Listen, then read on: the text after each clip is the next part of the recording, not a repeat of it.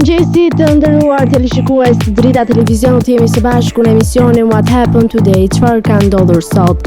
Data sot shënon 19 korrik dhe ne kemi përgatitur disa informacione në lidhje me ngjarjet më të rëndësishme që kanë ndodhur në këtë datë, ku ju ftoj që t'i ndiqni.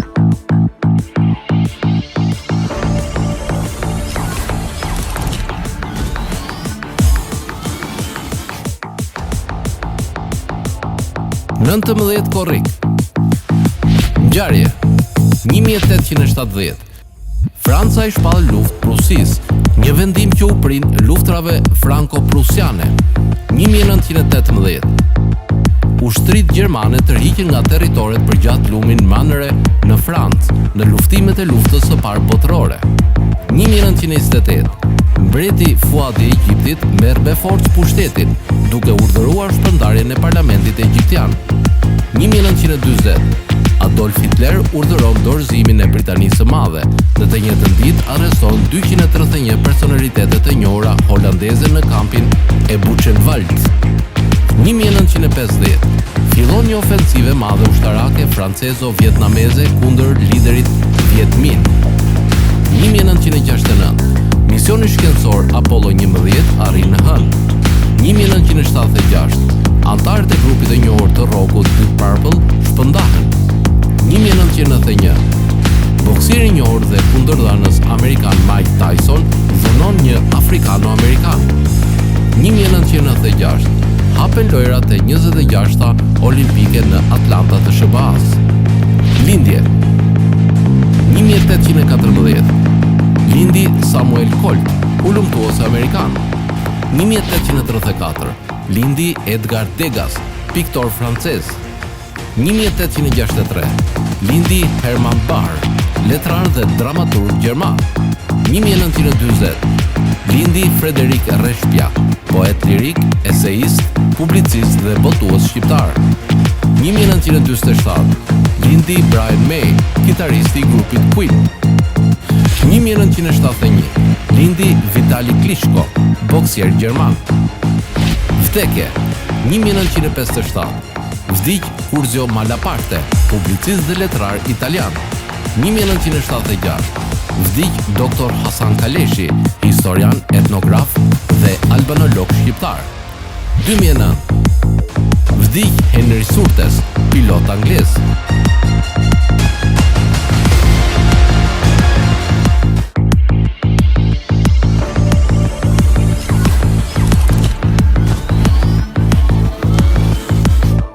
Ndërkohë kemi përgatitur për ju biografinë e Muharrem Kariçit, i cili është një futbollist i shuar shqiptar.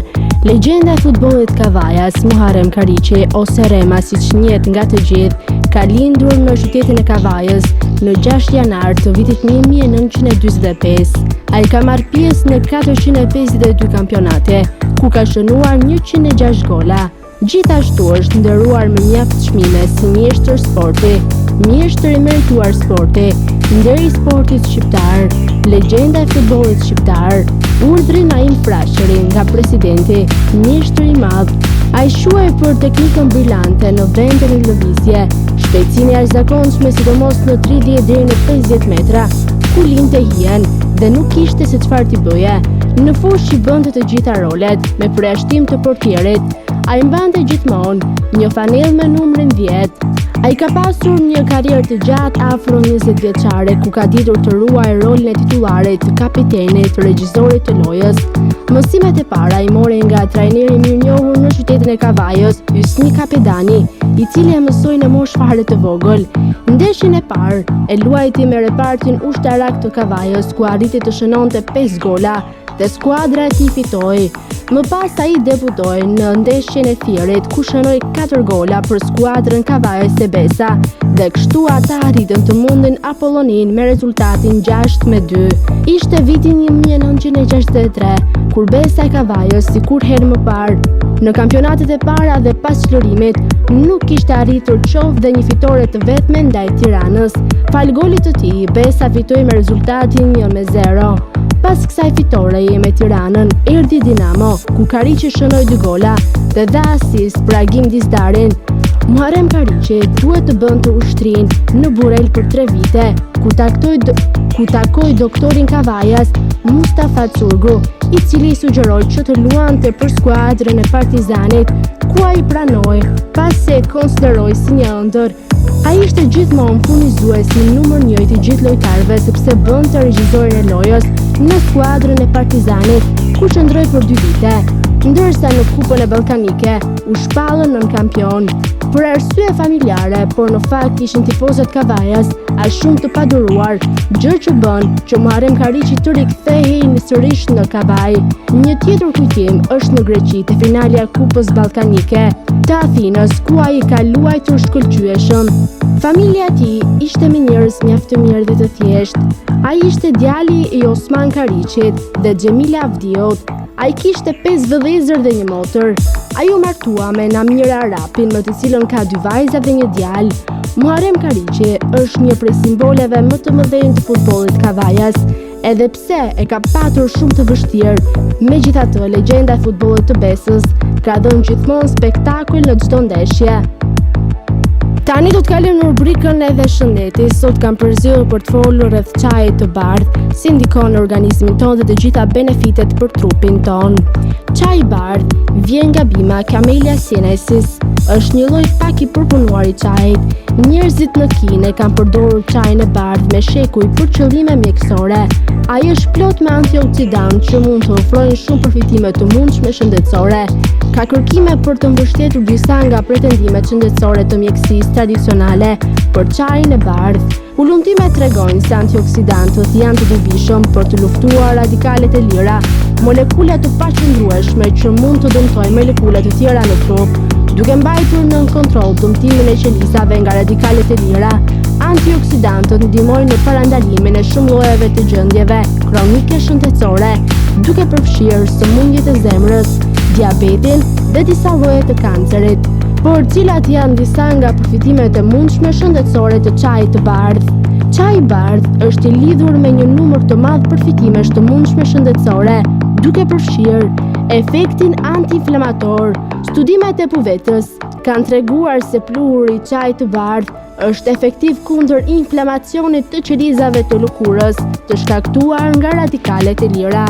Rrezik më të ulët të sëmundjeve të zemrës. Disa studime tregojnë se njerëzit që pinë çaj kanë një rrezik më të ulët të zhvillimit të sëmundjeve të zemrës. Kjo mund të jetë për shkak të faktit se polifenolet në çajin e bardhë mund të relaksojnë enët i gjakut. Rezistenca reduktuar ndaj insulinës. Insulina është një hormon i prodhuar natyrshëm në trupin tuaj që ndihmon në kontrollin e sheqerit në gjak. Rezistenca ndaj insulinës, kur trupi juaj nuk i përgjigjet mirë insulinës, mund të çojë në probleme kronike shëndetësore, si diabeti dhe sindroma metabolike. Disa studime sugjerojnë se çaji i bardhë mund të ndihmojë në uljen e rezistencës ndaj insulinës, por shumica e këtyre studimeve janë bërë tek kafshët dhe duhet akoma kohë që të përdoren tek njerëzit. Rrezik më të ulët të kancerit. Disa studime kanë treguar se çaji i bardhë ka efekte antikancerogjene. Një studim zbuloi se mund të shkatërrojë lloje të ndryshme të qelizave të kancerit të mushkërive. Një tjetër zbuloi se çaji i bardhë mund të ndalonte rritjen dhe përhapjen e qelizave të kancerit të zorrës së trashë. Shëndet më i mirë dentar. Çaji i bardhë ofron katekina, tanina dhe fluor, të cilat janë të gjitha të dobishme për shëndetin tuaj dentar. Këto përbërës ndihmojnë në parandalimin e kaviteve, të cilat forcojnë smaltin tuaj dhe i mbrojnë nga dëmtimi i acidit të shkaktuar nga bakteret. Katekinat, të cilat janë një klasë e flavonoideve, mund të ndihmojnë gjithashtu në parandalimin e rritjes së pllakës në sipërfaqen e dhëmbëve tuaj. Rrezik më të ulët të osteoporozës. Studimet kanë treguar se radikalet e lira dhe inflamacioni që ato shkaktojnë mund të përshpejtojnë osteoporozën, një sëmundje që i bën kockat më të odha. Katekinat në çaj, duke përfshirë çajin e bardhë, mund të ndërhyjnë në qelizat që shpërbëjnë kockat, duke reduktuar rrezikun e osteoporozës. Shëndet i përmirësuar i trurit. Studimet tregojnë se disa përbërës në çajin e bardhë mund të ndihmojnë në uljen e rrezikut të zhvillimit të sëmundjeve të Alzheimerit dhe Parkinsonit, duke parandaluar grumbullimin e proteinave. Ngadalësimi procesit të plakjes së lëkurës. Ndërsa plakja e lëkurës është një pjesë e natyrshme e jetës, disa faktorë mund ta përshpejtojnë atë. Faktorët mjedisor luajnë një rol në plakjen e jashtme, ndërsa faktorët e brendshëm si radikalet e lira ndikojnë në plakjen e brendshme. Çaji i bardhë mund të ndihmojë në ngadalësimin e plakjes së lëkurës, si jashtë dhe brenda trupit. Një studim zbuloi se çaji i bardhë i aplikuar në lëkurë ndihmon në mbrojtjen e saj nga dëmtimi i rrezeve ultraviolet. Tani u ftoj të ndiqni parashikimin e motit në territorin shqiptar. Territori shqiptar për datën 19 korrik 2026 do të karakterizohet nga kushte atmosferike relativisht të qëndrueshme, me dominim të kthjellimeve dhe intervale të gjata me diell në pjesën më të madhe të vendit. Gjatorëve të pasdites në relievet malore lindore do të ketë vranësira të lehta kalimtare, por pa rreshje domethënëse. Paraditja do të jetë kryesisht me diell në të gjithë territorin, ndërsa në zonat e izoluara do të ketë vranësira të pakta kalimtare. Pasditja fiton në një mod të nxehtë dhe të qëndrueshëm. Temperaturat minimale pritet të zbresin deri në 17 gradë Celsius, ndërsa maksimale do të arrijë deri në 37 gradë. Gjatë ditës pritet rreth 11 deri në 12 orë me diell. Era do të fryejë lehtë nga drejtimi veriperëndimor me shpejtësi 2 deri në 5 metër për sekond. Deti do të ketë allgëzim të ulët rreth 1 deri në 2 ballë. Indeksi ultraviolet për Tiranën pritet të jetë i lartë rreth 8. Sipas dhënave astronomike, lindja e diellit në Tiranë do të jetë rreth orës 5:17 minuta, ndërsa perëndimi rreth orës 20:17 minuta. Temperaturat minimale dhe maksimale për disa qytete kryesore të Shqipërisë do të jenë si më poshtë. Shkodër 22 deri në 36 gradë Celsius. Kukës 19 deri në 33 gradë Celsius. Peshkopi 18 deri në 31 gradë. Tiranë 24 deri në 36 gradë. Durrës 25 deri në 33 gradë. Kavaj 24 deri në 33 gradë. Elbasan 23 deri në 36 gradë. Berat 23 deri në 37 gradë. Korçë 17 deri në 29 gradë. Vlorë 25 deri në 33 gradë. Gjirokastër 19 deri në 31 gradë. Sarandë 25 deri në 33 gradë. Tani u ftoj të ndiqni parashikimin e motit në territorin e Kosovës. Territori i Kosovës për datën 19 korrik 2026 do të karakterizohet nga një mod pjesërisht i qëndrueshëm me kthjellime dhe alternime vranësirash. Gjatorëve të pasdites në disa zona malore mund të zhvillohen rreshje të izoluara afat shkurtra, ndërsa pjesa më e madhe e territorit do të mbetet pa rreshje. Paraditja do të ketë mod kryesisht të kthjellët, ndërsa pasditja sjell shtim të përkohshëm të vranësirave. Temperaturat minimale pritet të zbresin deri në 18 gradë Celsius, ndërsa maksimale do të arrijë deri në 32 gradë. Era do të fryejë lehtë nga drejtimi verilindor me shpejtësi 2 deri në 5 metër për sekond. Indeksi ultraviolet për Prishtinën të jetë i lartë rreth 8. Sipas të dhënave astronomike, lindja e diellit në Prishtinë do të jetë rreth orës 5:07 minuta, ndërsa perëndimi rreth orës 20:16 minuta. Temperaturat minimale dhe maksimale për disa qytete kryesore të Kosovës do të jenë si më poshtë. Mitrovica 19 deri në 31 gradë Celsius. Podujev 18 deri në 30 gradë. Skënderaj 19 deri në 31 gradë. Pej 19 deri në 32 gradë. Prishtinë 19 deri në 31 gradë. Gjakov 20 deri në 32 gradë. Malishev 20 deri në 32 gradë. Gjilan 19 deri në 31 gradë. Ferizaj 19 deri në 31 gradë. Kaçanik 18 deri në 30 gradë. Suharek 20 deri në 32 gradë. Prizren 20 deri në 32 gradë Celsius. Të nderuar teleshikues të Drita Televizion, kjo ishte gjithçka e përgatitur në këtë emision. Ndërkohë, ju flet na ndiqni në rrjetet tona sociale, Instagram, TikTok, Twitter dhe Facebook. Gjithashtu, nëse dëshironi që ta ndiqni live, mjafton të klikoni në web-drita.tv.